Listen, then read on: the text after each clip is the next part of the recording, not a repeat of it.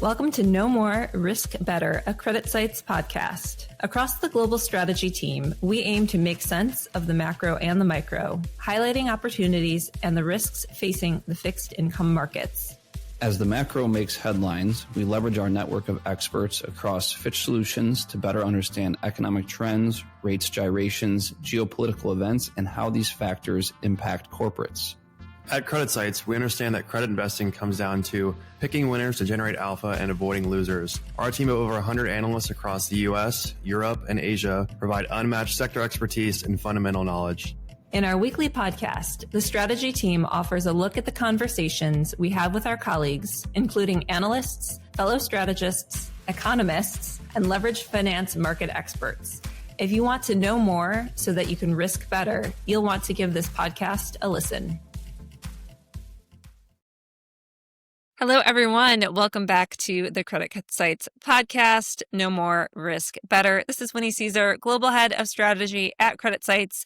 And today I have assembled a true dream team to talk about all things AI, data centers, and maybe a little bit about the sauna, live from Erick Vega sauna. We have a really excellent team assembled today to talk about technology and infrastructure and all of those headlines that you're seeing lately. First, we have Andy DeVries. He is our head of investment grade and head of utilities and really becoming quite the data center energy electricity expert. Jordan Chalfin, our head of technology, Andy Lee, a senior analyst on our tech team, and Erick Vega, senior analyst for telecom and infrastructure. And we really are going to be making our way around the world of AI, data centers, hyperscalers, chips, you name it, we are going to discuss it. And I wanted to start with a speed round opener because we have some true experts on the topic of AI. And I think that one of the big things that comes up is how are people using AI? What's the tangible benefit so far? So I wanted to go to the primary sources who are on top of the AI world and ask them, how are you using AI? What's your favorite use of AI tools so far? Andy DeVries, let's start with you. So we use the reasoning models in AI to track how much electricity AI is going to use in 2030 and 35. So the reasoning models are not the quick chat back and forth. They're the ones where they scrape the web. They go by deep research. They go by everything. Grok is hands down the best. It pulls in more third-party surveys than everyone else does. Everyone else just pulls the same old McKinsey ones. Grok finds new ones from academia that we don't hear from. And we also tell the models to give us the answer in gigawatts or terawatt hours, and it actually does that. Some of the other ones don't. And that includes OpenAI's new 5.0. That's great. And also a very effective work and productivity use. Jordan, how about you? What has been your favorite use of AI tools so far? Yeah, sure. So I'll give you two. So personally, I really like uploading pictures into ChatGPT and asking questions. I find the answers to be shockingly very accurate and very helpful personally. And then professionally, I think improved search functionality has been a game changer for me. And that's, both like Google AI overviews as well as Copilot within Edge browser. The AI generated responses aren't frankly good enough to publish, and they are prone to hallucination, but it has drastically expedited my research process. So I'm finding information and answers to questions much faster. Yeah, that's great. I find it definitely helps with kind of getting the brainstorming process going in a big way. Erick, how about you? Yeah, so I'm really enjoying using the chatbots, as a great supercharged search engine, not just to scan, the web for info, but potentially help me find primary sources of information. Also works pretty well as a search agent inside the document, which is pretty helpful for pinpointing topics across different areas of interest and saving a good deal of time. But as I've been ramping up my Latin American telecommunications coverage, it's also a great translator. And I'm fluent in Spanish, but I don't use it every day. So it can also help me save some time in translating some of those financial statements from Spanish back to English. Yeah, how do you say EBITDA in Spanish? EBITDA. Perfect. All right, Andy Lee, what is your favorite use of AI so far? Yeah, I really like it Just for idea generation, I like to think of AI as sort of a consensus engine. So it's useful as a starting point when you're trying to come up with trade ideas that maybe are not consensus, right? I also think it's very good at steel manning most positions that you ask it for. So it can be a good debate opponent to help you refine your thesis. Overall, I like to use it more as an iterative tool rather than something that's fire and forget.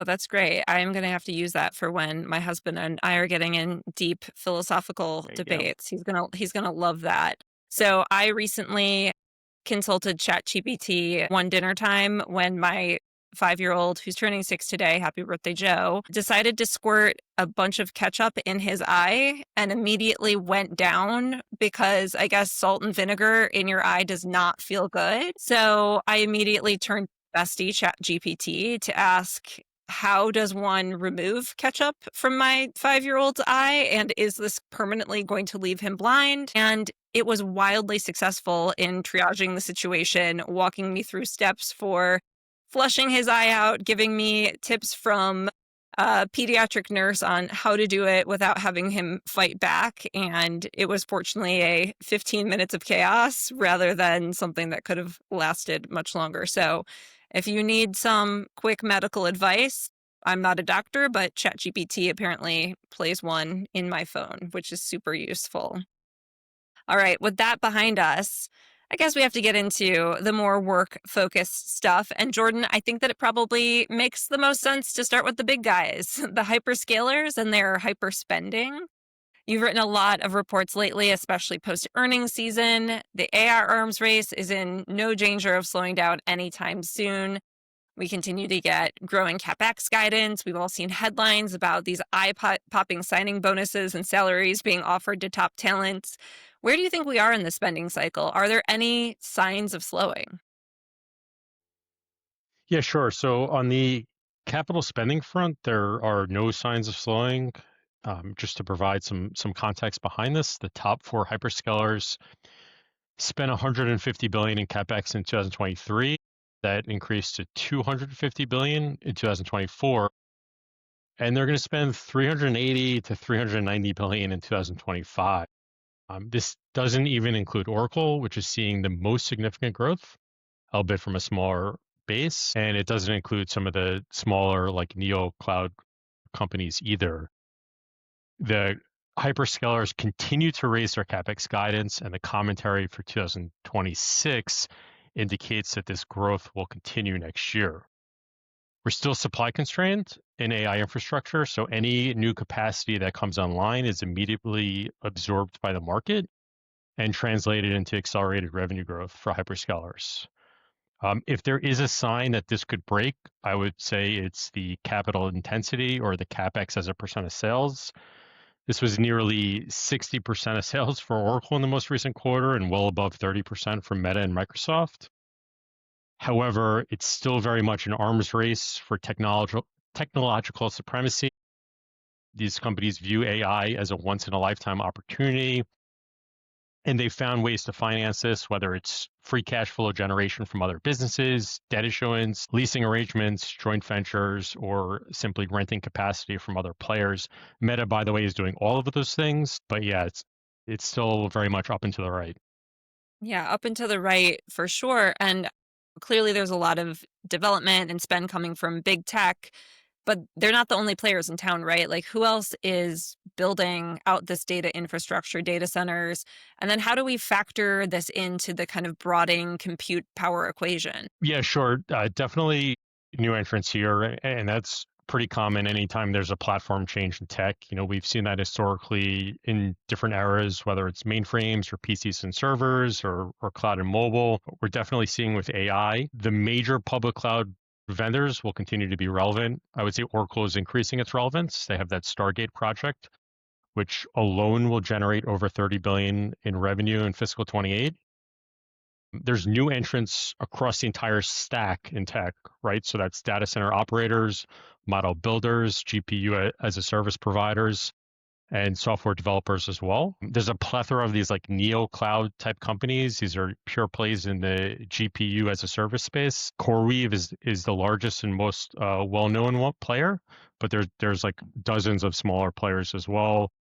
IBM and NVIDIA also provide GPU as a service. I think an interesting player is Crusoe. They're in the data center space. They're building the AI data center campus in Abilene, Texas, which is being leased by Oracle and then used to power OpenAI. And Crusoe also has a GPU as a service business as well. I don't think there's this room for so many players. There's economies of scale in this business. There's capital and technology requirements. I would expect there to be a shakeup in the next few years. All right. Well, I look forward to seeing that shakeup because we all know that volatility creates some opportunity. And then I think we also all know by now that data centers require just a tremendous amount of electricity. Andy DeVries, you have been at the front of AI coverage from this utility electric demand perspective. You have been very focused on really what is a massively wide range of estimates for demand and have also pointed out that estimates have stopped going up since DeepSeek came on the scene back in January, despite consistent spend. Can you give us an update on where you think data center electric demand is headed over the next 5 years and the capacity that utilities are actually planning to add? Sure. So we're smart enough to know that we don't know the answer for 2030 or 35 because even the experts don't know how much electricity data centers consumed in 2024, which was almost 9 months ago here. But to put it in perspective, you're looking at around 30 gigawatts of data center consumption last year. That's capacity. On a terawatt hours basis, you're on 200 terawatt hours. So the consensus estimates are we're going to get around 85 gigawatts for 2030. Super wide range on that. Some are down as low as 55, some are as high as 100. And then for 2035, there's only a few consultants out there that have estimates, but you're around 175 gigawatts. To put this all in perspective, U.S. demand for electricity on the hottest day in the summer across the whole country is around 760 gigawatts. So some of these estimates are you're going to essentially be using a third of the grid for just AI and data centers. That seems like a stretch to me. But we're tracking those estimates. And as you mentioned earlier, since DeepSeek and its efficiency gains were announced in January, no one has raised their estimate for 2030 higher. Nobody. So despite explosive growth in AI, new models out there, no one's raised their estimates. And the only estimates for 2030 have actually gone down since then. So it's pretty interesting with all these growth rates. On the power side, you're just not seeing those estimates increase anymore. So I think that's very important.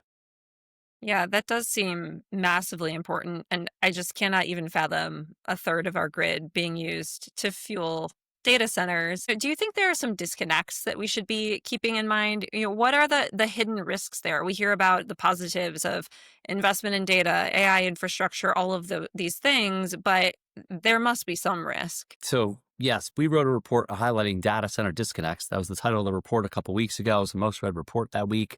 And what we did is we looked at these third-party estimates. So staying on 2030 and 2035, consensus call it 85 gigawatts, and then 2035, 175 gigawatts.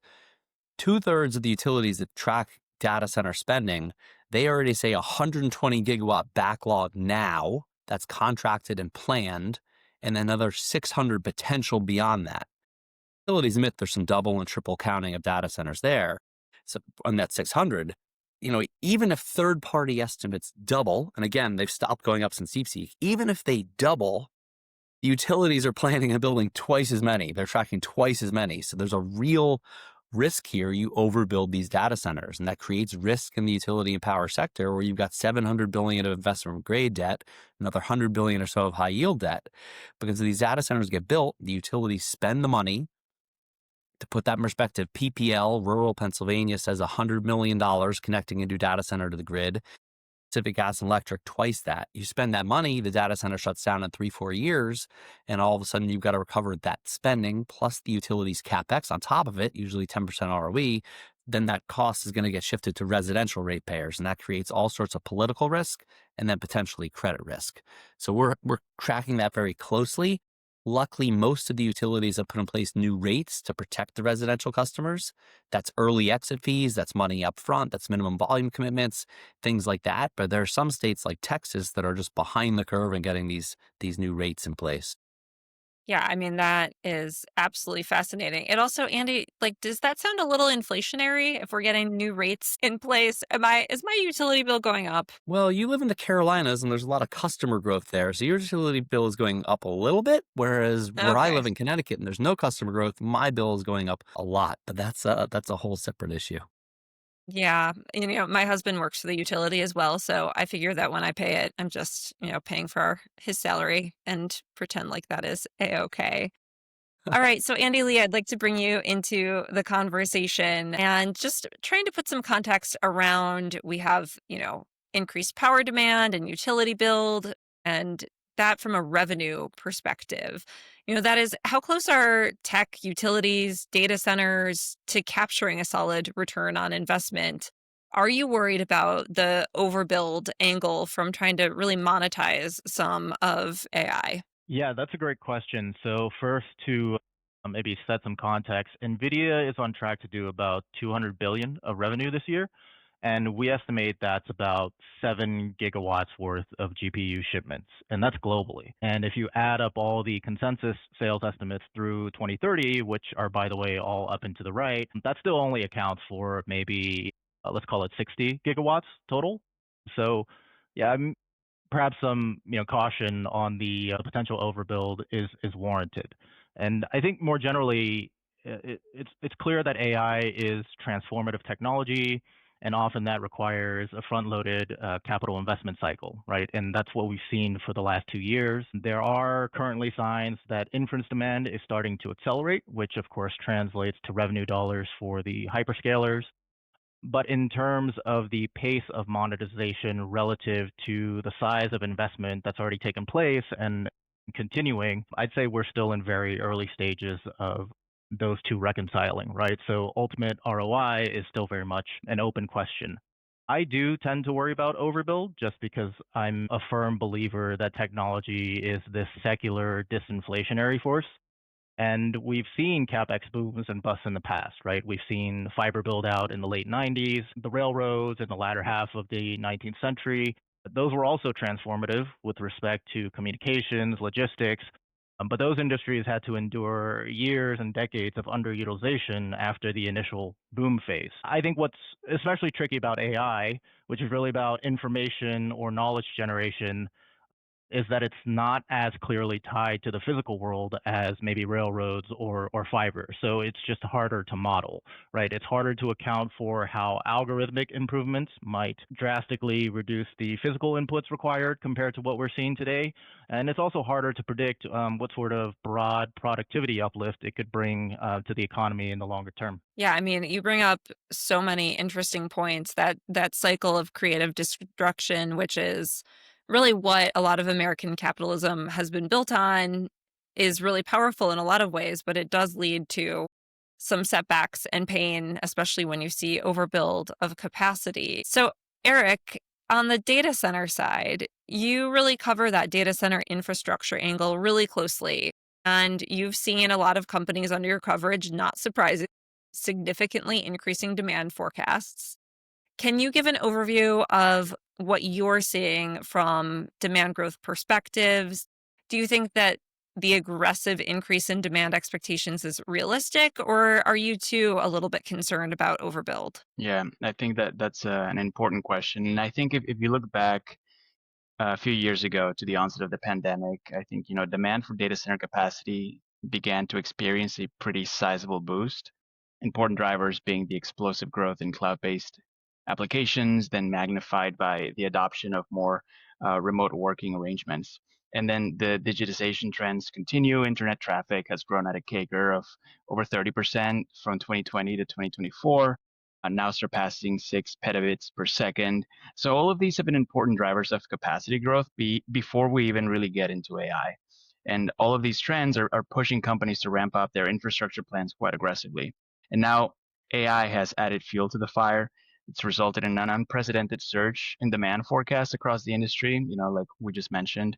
And so to put it into perspective, how companies under my coverage have reacted, you have Digital Realty, which is one of the largest data center REITs globally, essentially doubling the amount of megawatt capacity under construction from the end of 2023 to 2024. And now, under the leadership of a new CEO, one of Equinix's flagship strategic initiatives is called Build Bolder, which aims to increase its total IT load capacity from roughly 2 gigawatts to 4 in 5 years by 2029.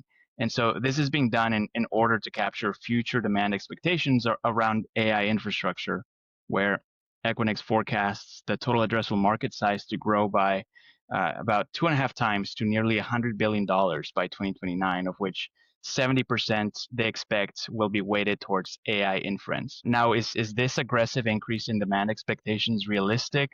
I think there's like very real substance behind the forecasts. The computation requirements for AI are orders of magnitude greater than traditional workloads. But that said, the risk of overbuild is also real. But the extent of it is it's very difficult to predict right now. I'll quote Microsoft CEO.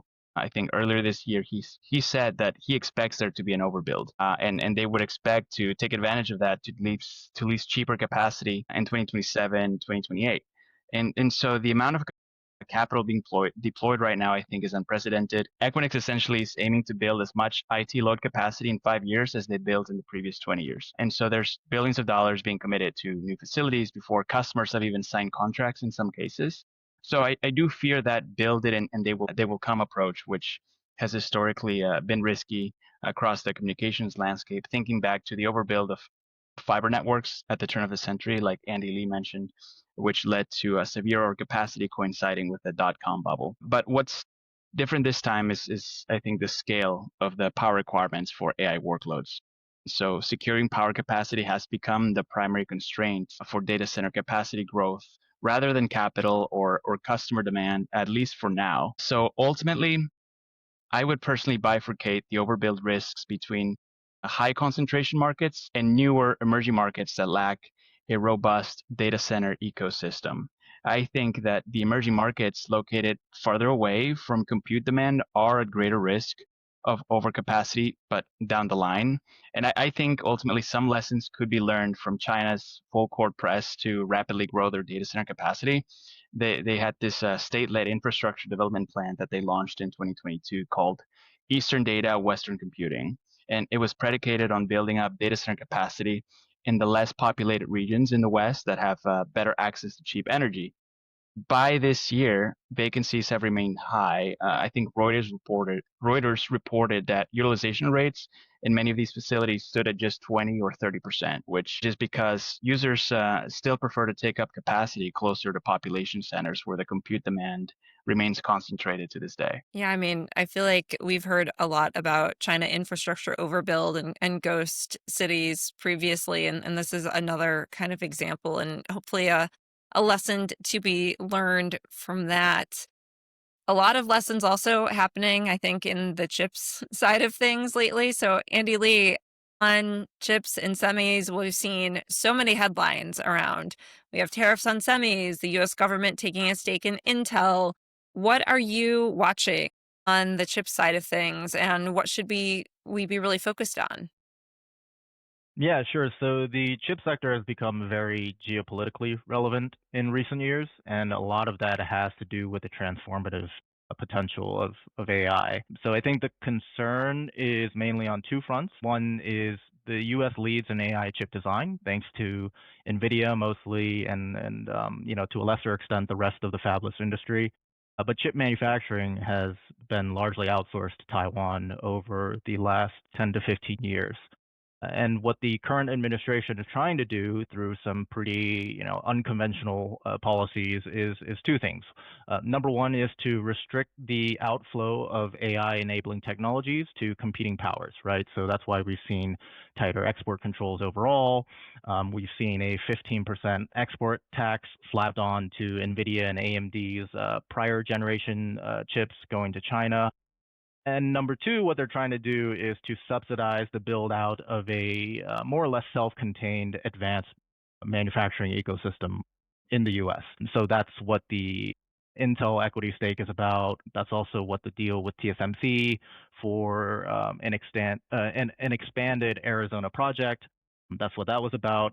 And ultimately, I'm kind of a realist about all of this. I think the increased government involvement in the space is going to continue. It's somewhat unavoidable. One could argue that pretty much all the Asian players, including Taiwan, have heavily subsidized their domestic chip industries, and maybe at this point it's just a competitive necessity. As far as what to look out for next in the space, there's two things that are on my mind. Number one is how heavy-handed is the US government going to be in encouraging fabless customers like Nvidia, like Apple, to shift wafer volumes away from Taiwan and to US fabs as they come online? And is there going to be an element of favoritism toward Intel, which, until now has really struggled to get external customers relative to TSMC Arizona?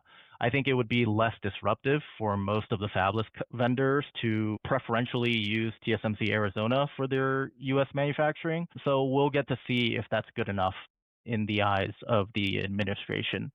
And number two, we are looking for a bigger strategic shakeup at Intel sooner rather than later now.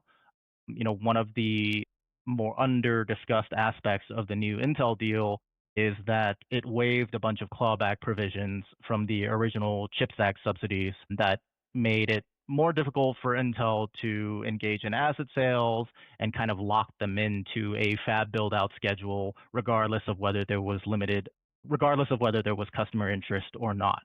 So we actually think now, because Intel receives this cash infusion up front, and there's less stipulations on how they can use the money, it gives them more room to explore things like maybe technology licensing with other foundry partners. Perhaps they sell a stake in foundry. Maybe that leads to a spin out eventually. Maybe they can look at some AI related that previously was not on the table because of capital constraints. So definitely we're looking for the headlines from the Intel side to accelerate rather than taper off. Yeah, I mean, it's been quite a story with headlines so far. And Andy, I know that you will continue to cover it with a lot of good speed. Erick, on the data center side, you mentioned Equinix earlier. That's one of the largest data center REITs. And this is a question actually that Davis A. Bear, one of the podcast favorites, teed up. But we have so much hype around AI and data centers. And in recent quarters, we've not seen super robust revenue growth from Equinix, about 4% in 2Q. That doesn't seem like a lot when we look at other AI-aligned company top line. How should we think about this dynamic? Is Equinix just not benefiting from AI? Is it not showing up yet? What is happening there? Yeah, it's a great observation. Equinix revenue is growing, just not as much as it is in other data center providers alone. And Equinix has been a common target of speculation and public long or short bets, which have intensified interest in the name. Just looking back, you had Jim Chanos and Hindenburg Research, both of which publicized their short bets on this company in the past, where we historically tended to take the other side and be more constructive based on our analysis. Most recently, Elliott has reportedly taken a big long position in this company. And so we think there's a potential activist angle that comes with that. So we're more cautious today with respect to Equinix following their expansive new CapEx program, some of the results that you mentioned. And, this CapEx build out, it's actually a break from tradition for them. They're moving to $4 to $5 billion in annual CapEx to be financed with debt in order to capture incremental demand, but a lot of which is not expected to materialize until the later years. And so that's going to push up net leverage by about a turn of EBITDA. So looking at the results today, I do agree they appear underwhelming compared to the explosive growth that we're seeing from other companies building the picks and shovels for this AI gold rush like NVIDIA. Ultimately, I think there's a timing disconnect between the winners and losers regarding the benefits from AI. With Equinix, they operate primarily as a retail colocation provider focused on interconnection. And so typical deployment sizes there are smaller. Think like single cabinets in cages rather than entire buildings. And their strongest value prop has historically been their rich ecosystem of potential interconnection partners. So in this early inning of AI demand, I think a lot of focus has been more on the training of the large models, which require wholesale data center capacity, large halls filled with high density compute. And these deployments are often measured in megawatts rather than cabinets or kilowatts. So companies like Digital Realty or CyrusOne have traditionally been better positioned for this type of large scale deployment. But over time, I expect Equinix will benefit from companies building out their AI infrastructure, even if the primary compute workload isn't hosted at Equinix.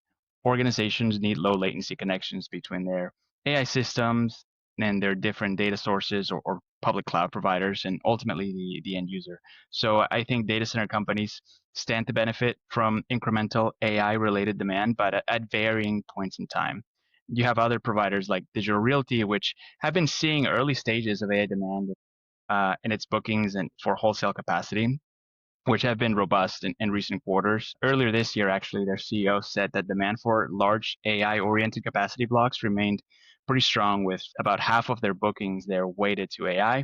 But then you have Iron Mountain, which is seeing some near-term weakness as their facilities are better optimized to host more normal run-of-the-mill cloud workloads. And in their most recent earnings call, management actually blamed cloud companies prioritizing the procurement of large capacity blocks to support AI training as the reason for consecutive downward revisions to their data center leasing forecasts last year and this year.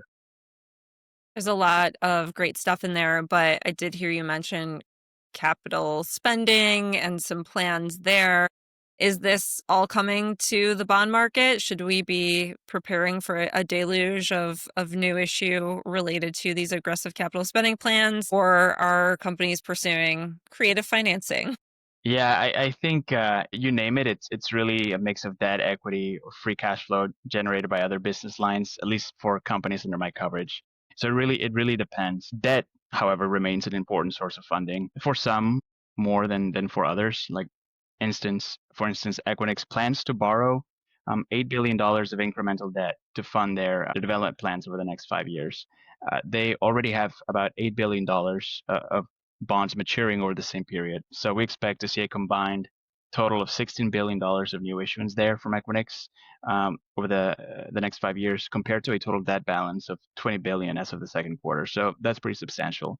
Wow. But they also employ equity, in their hyperscale developments through joint ventures, where their equity stake amounts to just 20 to 25%. But this is a much smaller business for them, expected to only amount to up to 6% of total consolidated revenues once it's fully built out. Digital Realty has been pretty good about using a mix of equity and debt. Capital intensity there has been quite elevated, near 50 to 60% of revenue since 2020. So the company has been aggressive in diversifying their sources of capital, using a mix of bond issuances, common equity, partner equity capital, and most recently, they set up a new US hyperscale fund that received $3 billion of LP commitments, which will enable them to fund some of their developments through that as well. And then other REITs that we cover with data center exposure, like American Tower and Iron Mountain, also repurpose a lot of the free cash flow generated by other highly cash generative business lines to then invest in their data center capacity expansions. All right. So a good mix, but definitely some bonds coming the way of our bond buyers in the corporate universe. Now, this would not be a podcast discussing credit if we didn't mention private credits. And that has definitely been a topic related to the AI data center electric generation value chain. There have been articles lately highlighting recent meta bankers having private credit firms compete for a $30 billion financing opportunity for a data center in Louisiana. Are there risks or things to consider when we are thinking about private credit financing for data centers and AI and electric generation? Yes, absolutely. So we mentioned earlier these rates. So you build a new data center, the utility spends hundreds of millions of dollars connecting it, and then you have volume ramp ups, minimum volume commitments, exit fees if you're not running in order to protect those residential customers. Well, if your counterparty is Oracle or Facebook, Meta, Microsoft, sterling counterparties, but you saw in that recent one in Louisiana that Blue Owl came in for $3-4 billion of equity, which indicates it's a sale leaseback. So Facebook wants it off its balance sheet. So you kind of question, we don't know the answer because the docs weren't filed, but from everything we got from the Bloomberg story, it looks like it was a sale leaseback. So if I'm Entergy Louisiana and that data center stops running or runs drastically less than expected, my claim's no longer against Meta. My claim's against some Blue Owl LLC, which needless to say is a significantly lower credit quality than Facebook. So we're very, very in tune with keeping an eye out for that. There's another Vantage data centers did a similar one. So I'm not sure it should be reflected in current bond spreads of these utilities now, but at least utility investors should be aware that your counterparty is not these sterling big tech names. Using AI to see who's building all these new data centers, it says that private equity is building over half of them. Everyone on this podcast, the presenters and the listeners listen to a lot of podcasts. Every single private credit firm out there is chasing the digital infrastructure wave. So you got to imagine they're all eager to lend, and you think the issuers, the borrowers, are getting some pretty spectacular terms there. So utility investors should be aware of the counterparty risk. That's for sure. Yeah, I'll definitely. chime. Jordan, yeah, what do you Yeah, make of it all? I'll chime in here too, just real quickly. For Meta, it's a slight credit positive, right? I mean, they're offloading some of the risks. They're moving some of that debt off the balance sheet and drastically reducing, right, the issuance needs. It's a $29 billion capital raise. However, I would point out that, as Andy mentioned, it's a sale leaseback. Specifically, it starts in 4 years and it goes for 20 years, as per the news reports. And those lease liabilities will be on the balance sheet, and we will treat that as debt. And so it's a credit positive, but there's a pretty major offset there as well. All right. So to be continued, and stay tuned to how all this works. Hey, Jordan, I'm curious, at this point, have you quantified how much debt is leveraged to the success of AI? Maybe for hyperscalers, but also more broadly, have we tried to quantify it across sectors? Yeah, sure. So, and I know there's debt that touches everyone's sectors here, but specifically kind of within technology. I would say we're on our way to having hundreds of billions of dollars of debt issuance specifically for AI infrastructure. And I'll give you a few examples here, right? So the Meta deal we talked about extensively, this $29 billion raise, 26 billion of that is debt provided by PIMCO, which is expected to be syndicated out. Okay, so that's Meta, 26 billion. Plus, they're probably going to come with a jumbo deal in the near future. It could be around $10 billion, just regular course of issuance, and will help satisfy AI infrastructure build out. Oracle, we recently published 3-year forecasts on the name. They recently came with a sizable deal, but we're forecasting over the next 3 years that their debt will increase by 25 billion. But it's a much more staggering amount if you include lease liabilities. We think that their debt plus leases could increase by 75 billion over the next 3 years. You have CoreWeave, which is a pure play in the space, right? So that's all AI infrastructure. They have about 15 billion of debt, including 3 or 4 billion of lease liabilities. And then XAI is, I think, another good example. They raised 5 billion of debt in June, and the following month they said that they're looking to raise another 12 billion of debt.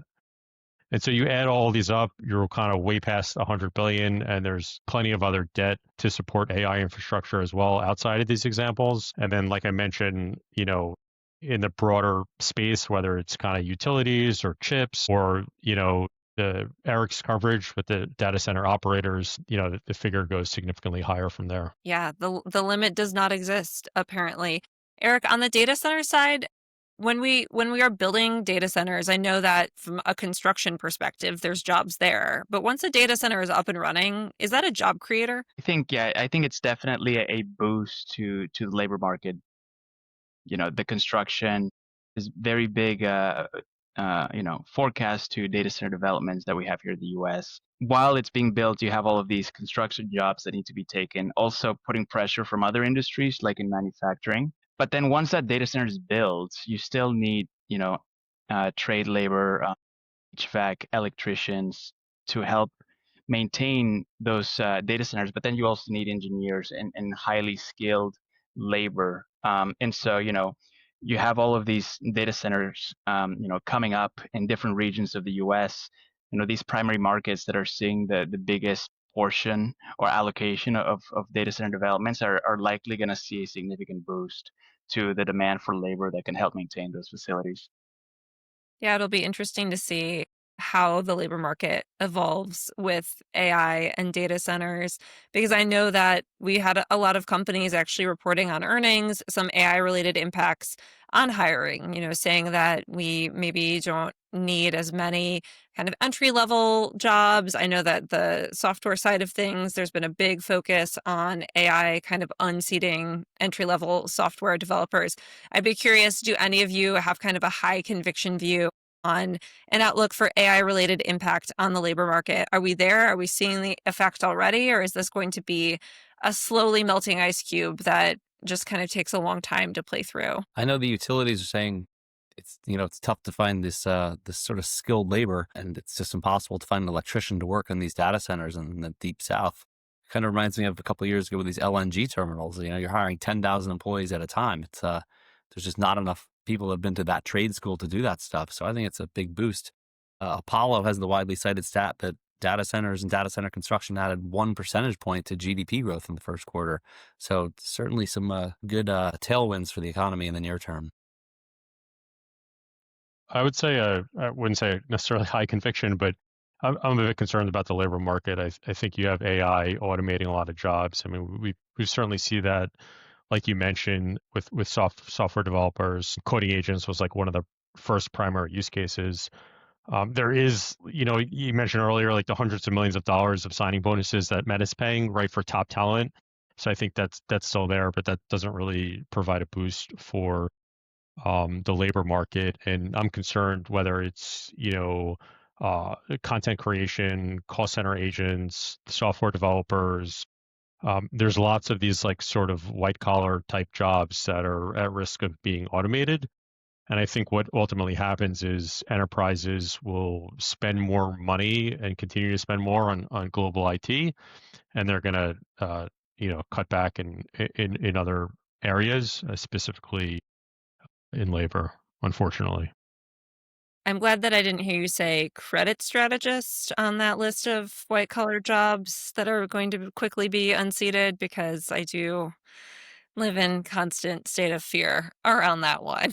Hopefully we The can head of stay ahead of global the curve. strategy will be safe for a very long time.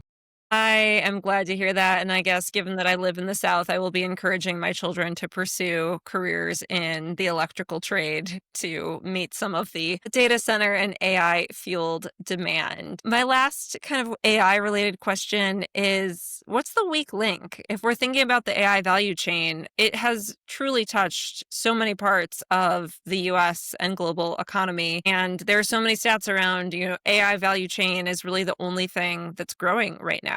Everything else is a little bit in sluggish to contractionary territory. So if we're kind of trying to pinpoint a weak link, are there places that you guys get nervous about? I'll sort of jump in with one. I don't know if necessarily nervous, but I think the weakest link so far has been on enterprise software. Consumer adoption has really taken off.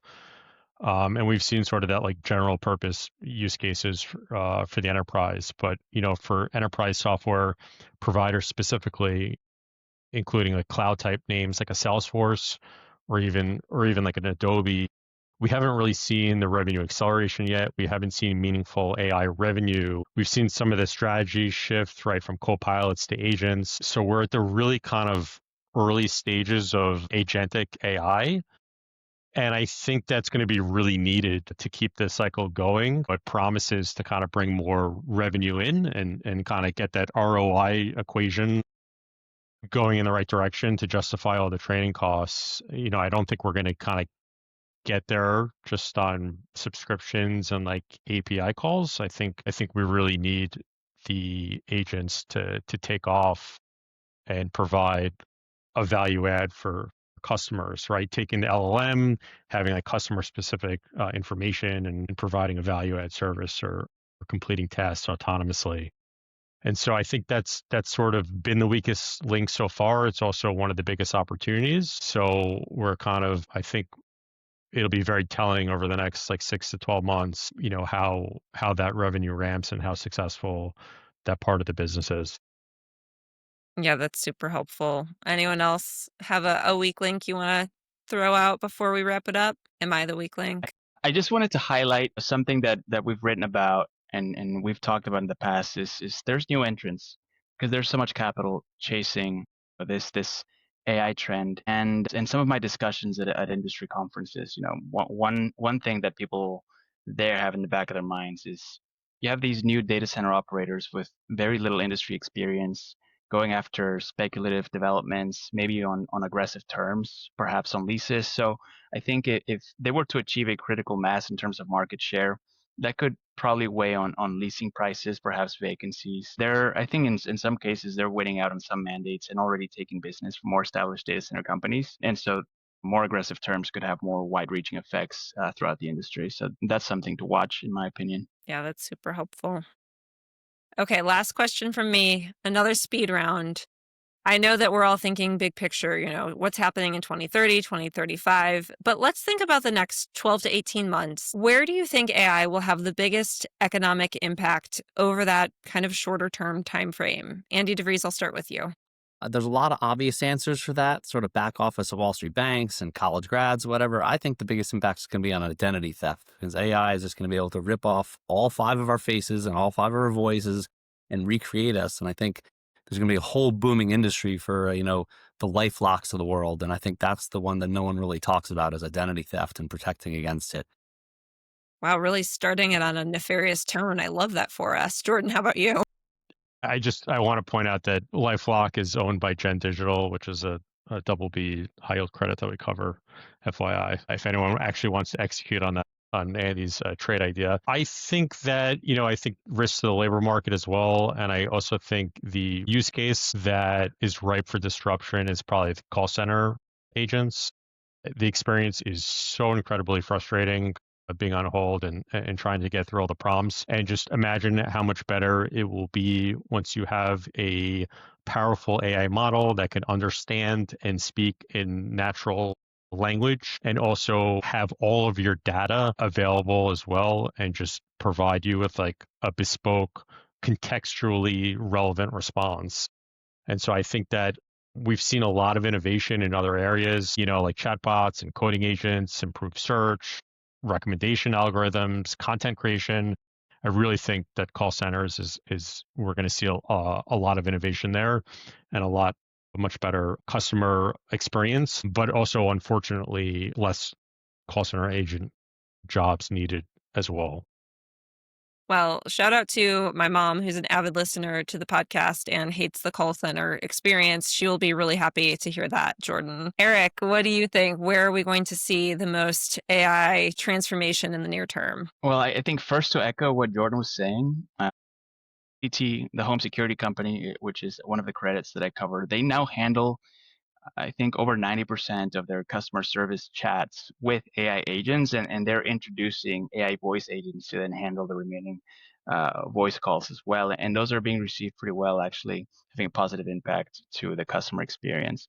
But in terms of where I think AI will have the biggest economic impact over the next 12 to 18 months, maybe I'm just hyper focused in my sector, but I think in the infrastructure build out itself, we're already seeing unprecedented capital deployment for data centers, semiconductors, networking equipment. I think this is creating immediate economic activity, through construction jobs that we talked about, equipment manufacturing, and just overall supply chain investments. Great. And then Andy, Lee, I'll wrap it up with you.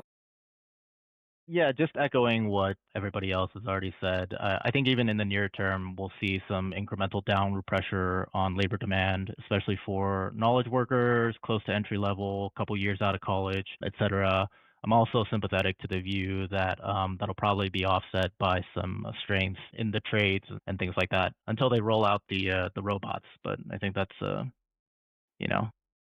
time away, hopefully. Robots are a little scary to me, so I'm hoping we have some time so that I can adjust to that. Real quick, robots is a logical extension of AI, and for robots, you're going to need a whole new wave of batteries to power these things, and there's argument that lithium ion won't get you there, so you might need to look at some of these new ones like the silicon batteries, and there's some plays on that, but we'll save that for another podcast. I love that, the preview for another podcast, and I think that is a good place to wrap up. Thank you, Dream Team of Andy, Jordan, and Eric, for coming on, talking about all things AI, data centers, electricity generation, chips, you name it. I think we probably covered at least a little bit of it here. If any listeners have follow-up questions for the team here, you can always find them on CreditSights.com using that Ask an Analyst feature and reaching out to your CreditSights sales representative. If you're watching on YouTube, like, share, subscribe. I think that's what the kids say. Probably not, but I'm trying to promote us. All right, thank you, everyone. And with that, we'll wrap it up. CreditSights disclaimer. All price references correspond to the date of this recording. This podcast should not be copied, distributed, or reproduced in whole or in part. Neither CreditSights nor its affiliates makes any representation or warranty as to the accuracy or completeness of any information contained in this podcast. CreditSights is not providing investment, legal, accounting, or tax advice, is not providing research or making any recommendations, nor is CreditSights offering or soliciting any transaction with respect to the purchase or sale of any security. The receipt by this listener of this podcast is not the giving of advice by CreditSights or its affiliates.